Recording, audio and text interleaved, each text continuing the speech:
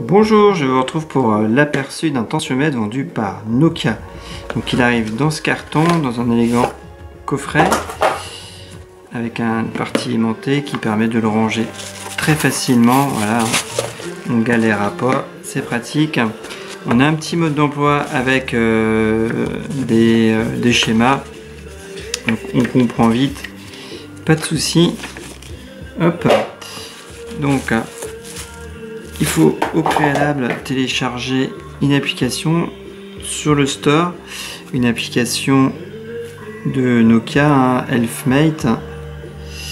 Alors, hop, voilà, qui est ici, Elfmate. On la lance, ça nous dit bonjour, ça nous remet nos derniers chiffres.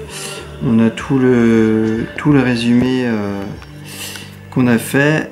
Il y a deux petites choses qui là ne seront pas valables pour moi. Comptage de passes, c'est pas pour moi. Donc c'est ici que ça se passe avec les stats. Voilà, le mois dernier. On peut faire par semaine ou par année, comme ça évidemment on a toutes les données. Voilà, on a plusieurs versions d'affichage possibles. Et à tout moment en fait, quand on va mettre son brassard, alors le Nokia ça sera vers le haut, et donc vers le haut et au milieu, voilà, comme ceci. On sait pas trop, ça pendouille un peu, on sait pas trop quoi en faire. On appuie sur le bouton, ça passe au vert, et là il va normalement se connecter au smartphone. Voilà, ça se connecte au smartphone. Donc là on choisit soit mode normal où il va faire une pression, soit un mode auto où il va en faire 3 d'affilée. Et on pourra choisir 30 secondes d'écart entre chaque prise, 1 minute, 1 minute 30 ou 2 minutes. Sachant que la prise dure elle-même près d'une minute, ça fait quand même au total une prise qui est quand même assez longue, il faudra prévoir du temps. Donc là on va prendre mode normal et on va faire la démonstration. Il faut être détendu, il faut évidemment pas parler, puisque du coup ça fausse un peu les données, mais bon voilà. Donc là on entend le bruit, ça gonfle, ça fait une pression, hein, comme un tensiomètre normal. Donc là je sens mon bras qui est tout compressé. Voilà, ça continue. On a le déroulement, hein, voilà, on voit où à peu près on est dans la prise. Donc là ça augmente de plus en plus. Là c'est toujours stable. Et puis ça va bientôt commencer à se relâcher, là très légèrement. Là c'est toujours, il y a toujours une pression. Voilà, là ça se relâche sur le bras, d'ailleurs on entend que ça se détend. Et voilà, donc là j'ai fait une erreur de mesure. Alors ça arrive de temps en temps, très bon exemple. Sans doute parce que justement j'ai bougé et qu'il faut surtout pas bouger. Mais ça arrive de temps en temps, donc c'est un bon exemple. Donc on repart pour un test. Ce coup-ci je ne vais pas bouger.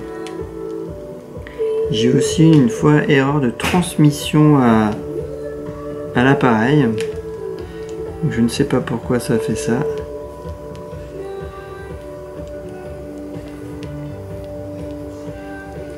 Du coup quand on rate sa prise, eh ben, il faudra la refaire, et ben, on voit ça prend une bonne minute quand même.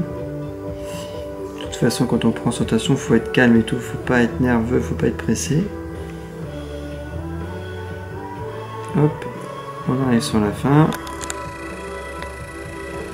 En espérant que cette fois ça sera bon.